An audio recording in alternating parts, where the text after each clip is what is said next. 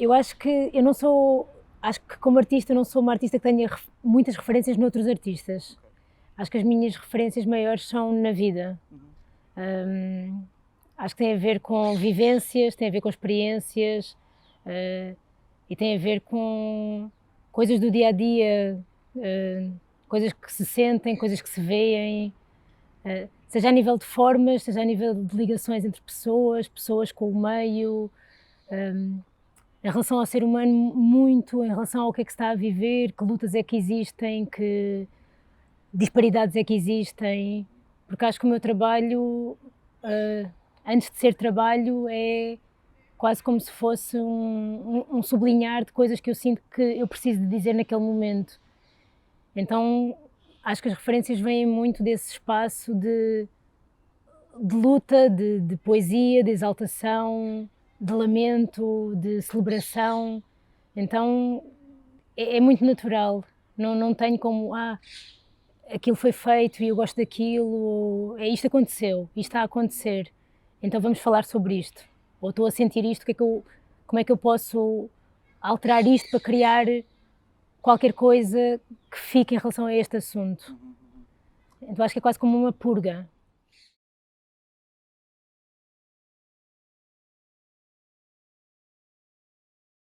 Na realidade, tipo, a conjugação é o ponto G, rito. Nós quando dizemos grito, porque no final é isso, é um grito, que é um ritual, e o ponto G vem deste sítio do sítio feminino de prazer, e que o prazer físico feminino também está muito ligado a uma luta de um sítio que, mesmo medicamente, é ainda discutido se existe, se não existe, e é um bocadinho como o espaço da mulher, não é? Que sítio é este que nós ocupamos? Que grito é este que tantas vezes é considerada histeria ou excesso? E que voz é esta que durante tanto tempo foi abafada e mesmo hoje, num espaço europeu, se considera que já não é abafada, continua a ser ainda uma luta, mas se sairmos do espaço europeu, então é quase impossível dizer que esse grito existe de uma forma aberta.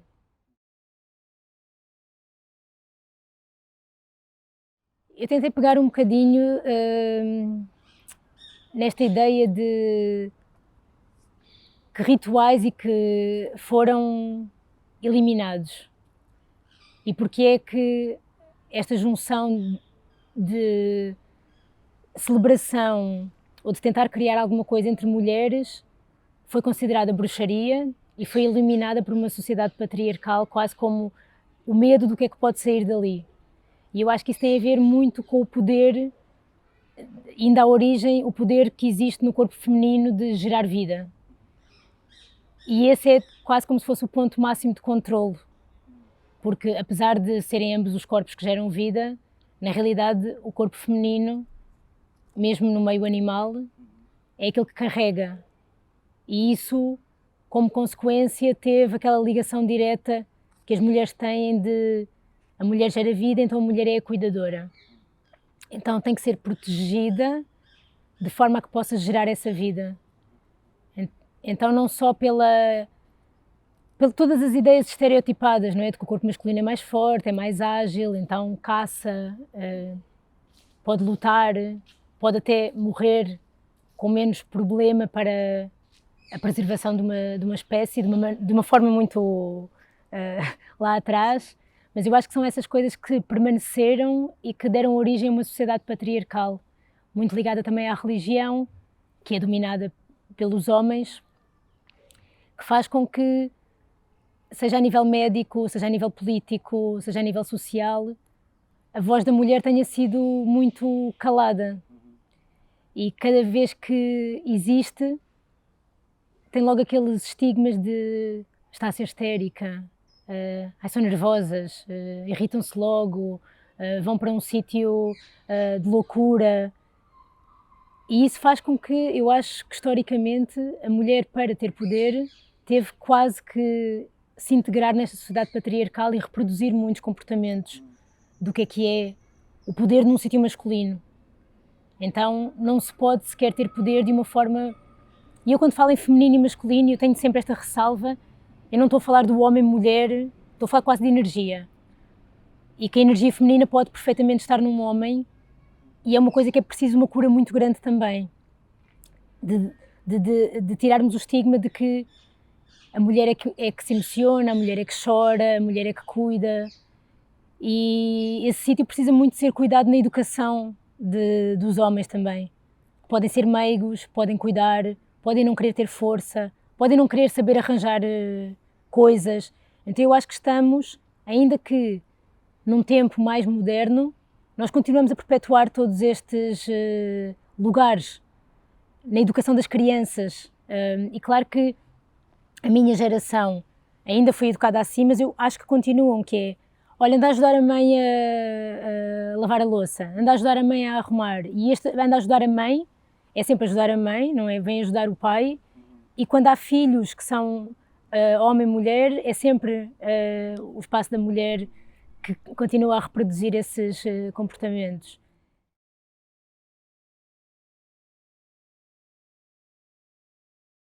Sim, é muito engraçado porque eu tenho me questionado muito sobre isso, especialmente quando escrevi o texto e escrevi a folha de sala, que eu que luto muito por esta abolição destes lugares de género, sinto que há uma luta que tem que ser feita simultaneamente, que é, podemos abolir os papéis de género, mas não podemos esquecer que é uma luta feminista que continua a ter que existir.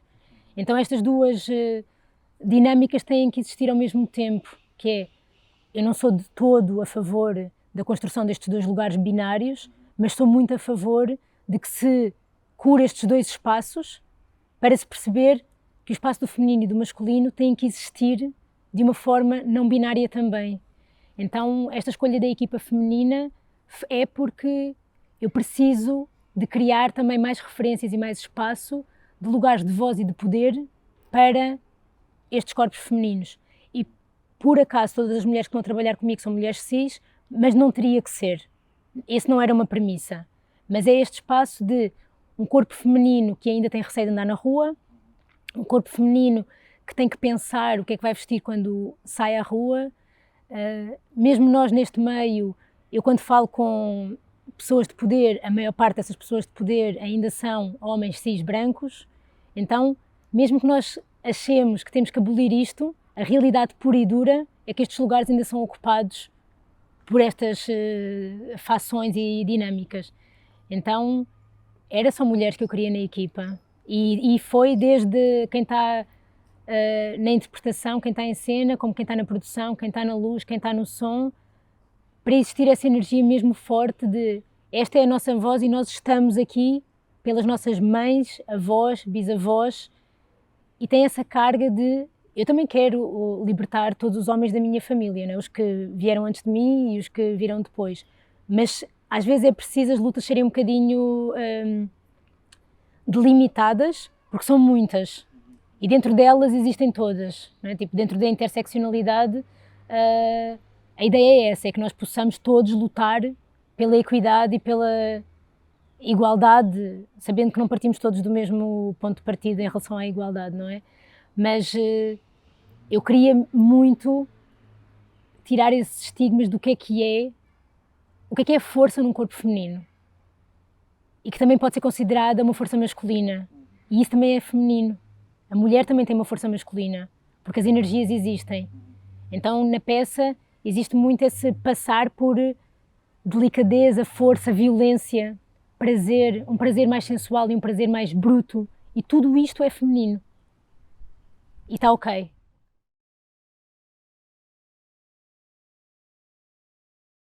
Está a correr tudo o que não está, tudo o que é difícil não tem a ver com o processo criativo, tem a ver com tudo o que está à volta. Mas está a ser foi muito incrível. Tipo, está a fazer um ano agora que começámos. A primeira residência foi em dezembro do ano passado e há pessoas na equipa com quem eu trabalho há 18 anos. Então é trazer também muitas pessoas e linguagens que até agora não tinham espaço no palco formal, porque isso é outra luta, não é? O que é que cabe na instituição? É preciso fazer um percurso académico para estar na instituição. Como é que tu és visto pela instituição e como é que tu consegues criar um espaço que não vem desse lugar da formalidade. E como é que nós conseguimos quebrar este sítio do silêncio quando o público entra? E agora então é caótico, porque eu gostaria de ter feito uma coisa mais dinâmica, mas com esta situação toda de restrições, acabamos por estar mais uma vez, não, o público tem que estar afastado, não pode entrar, só pode haver esta lotação, tem que... Então isso acabou por limitar um bocadinho, mas é ok, não houve problema. O grupo é muito incrível, somos muito diversas, temos um range de idades bastante grande entre nós. A pessoa mais nova tem 24 e a mais velha tem 43. E isto também é importante para mim, que é também questionar porque é que durante tanto tempo na dança, especificamente, no teatro não tanto, porque as pessoas têm que fazer papéis de mães, avós, tudo, mas na dança, ou no que é considerado um espetáculo de dança, ainda falta muito trabalhar sobre esta questão da idade. O que é um corpo válido em palco? O que é um corpo virtuoso? Se o virtuoso é só na força física, o que é que um corpo mais velho ganha em virtuosismo do peso e da carga da vida? E então, para mim, se pudesse ter pessoas ainda mais velhas, teria sido incrível, mas na medida do que eu consegui fazer, também foi isso, também tem a ver comigo, né? Eu neste momento tenho 40 anos e também questiono muito o que é que foi para trás e o que é que virá para a frente. O que é que o meu corpo fazia aos 20, o que é que fazia aos 30, o que é que faz agora aos 40 e o que é que fará durante estes próximos 10 anos. E aí também há muito a relação com uma especificidade do corpo feminino, que é, nesta fase destes 15 anos, entre os 40 e os 55, eu sei que vai ser uma mudança mesmo grande. E há muitas questões que surgem, a questão da maternidade, a questão de onde é que tu estás em relação ao teu corpo, que potência é que ele perde e que ganha. Se tu te cumpres como mulher, se decidires não ser mãe, e estas questões todas, se alguém já foi mãe e perdeu os filhos, se a tua mãe perdeu filhos, se a tua avó perdeu filhos, então estas questões todas que são, quando eu falo de filhos, neste caso é biológico, o que é que se o teu corpo fica em falta se não tem esse processo, e o que é que tu dás, não é? Como se a árvore que dá frutos e cai e dessas sementes nascem outras, como é que as mulheres que decidem não ter filhos, também, que sementes são essas que nós deixamos? E como artista, eu acho que as sementes que nós deixamos são sementes de maternidade não física com outro corpo humano, mas a criação artística é uma forma de maternidade, porque é uma criação também.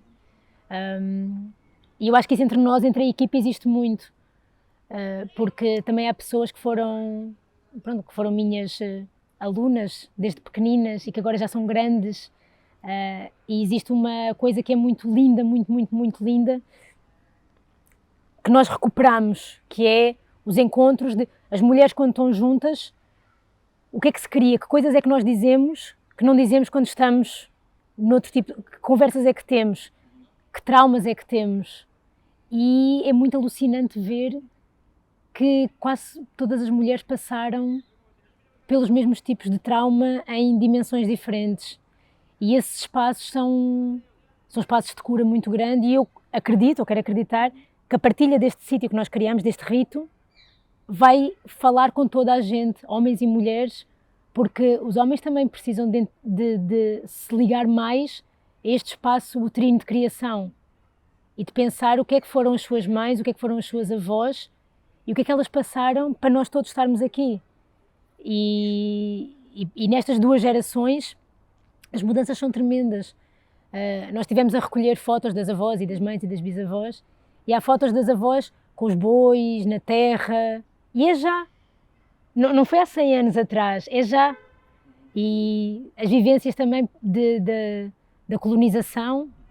Eu sou filha da colonização, há mais 2 pessoas filhas deste processo, e quase toda a gente é o pai que foi para pai português, que foi obrigado ou não para as ex-colónias e que teve filhos com uma mulher negra nos países das ex-colónias.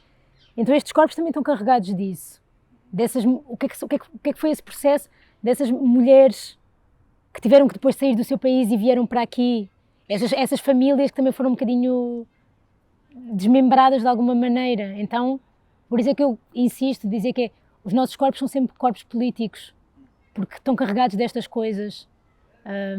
É o dia-a-dia sim, mas é a história também.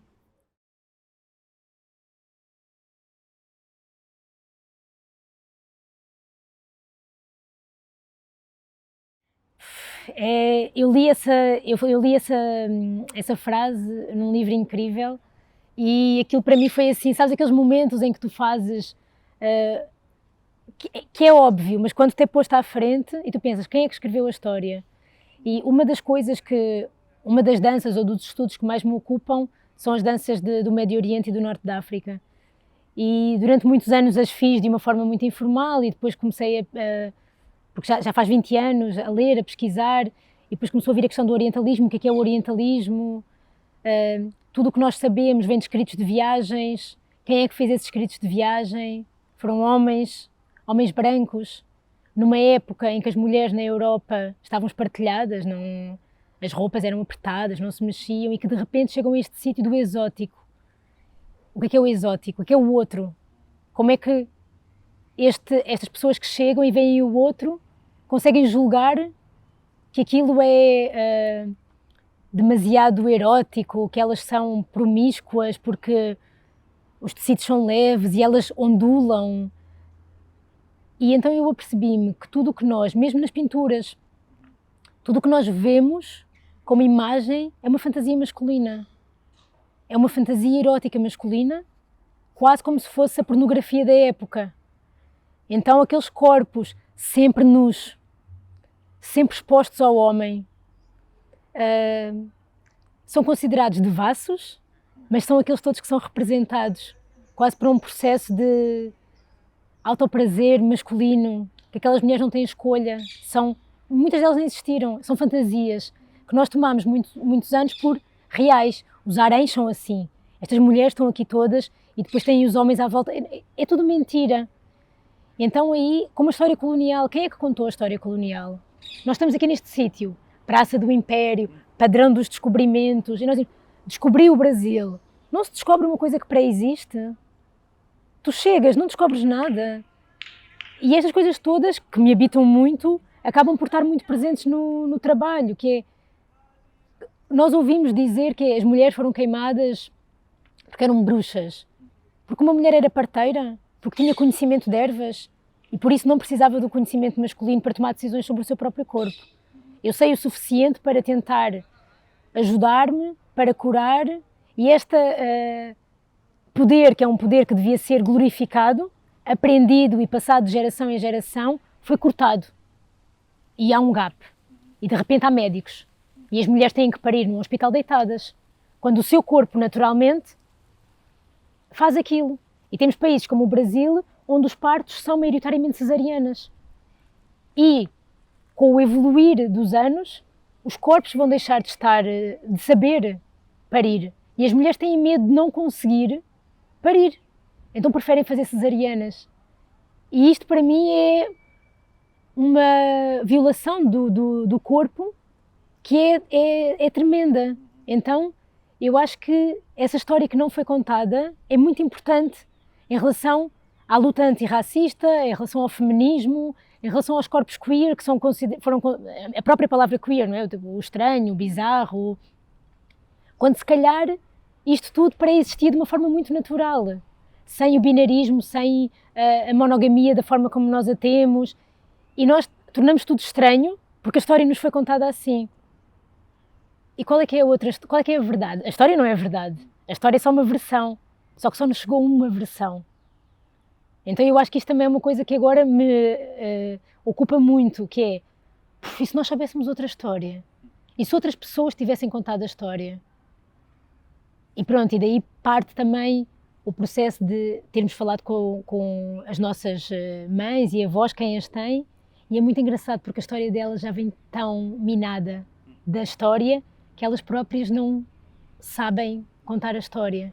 Naturalizam e normalizam coisas que não são normais no seu discurso. Eu poder perguntar, então, o que é que a avó fazia? A resposta, a avó não fazia nada. E eu, como nada?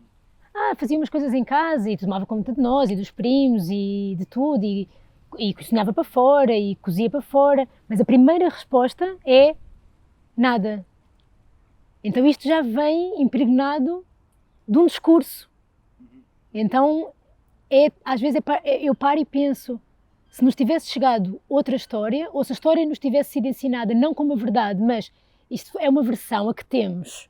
Vamos olhar para isto e agora vamos olhar para o outro lado e tentar perceber qual é a verdade.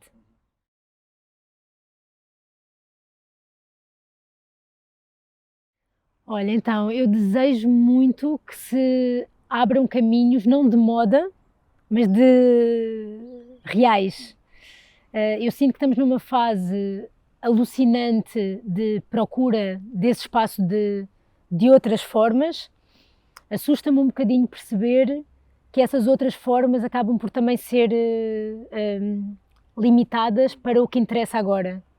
Então, eu desejo que, assim, muito, e estou a falar do nosso território, que as pessoas tenham mais oportunidades, que haja mais espaços para as pessoas se juntarem, que haja um olhar dos espaços e da instituição e de quem pode dar apoio e dinheiro muito mais abrangente, que as pessoas que durante muitos anos tiveram poder e espaço, que também nós sabemos que também continuam a ser de alguma forma precárias, mas que têm esse lugar que é melhor do que que é melhor do que o meu e o meu é o melhor do que outros, que possamos distribuir, que possamos não ficar com aquela coisa de eu tenho tão pouco, então vou ficar com isto. Partilhar, conversar, criar mais encontro, mais interesse, não criar hierarquia do que é bom ou mau, no sentido de onde é que vem, e que parta da base, mas que a instituição consiga também fazer esse caminho, e a educação, que é tipo assim, a coisa. A educação das escolas, ter mais espaço para, se os miúdos dançam no recreio e aquilo os ocupa, usar isso para lhes dar força, incentivo, se é isso que eles gostam de fazer e não é matemática, não é letras, se é corpo, dar importância a isso e que se consiga fazer sentir que aquilo é um caminho.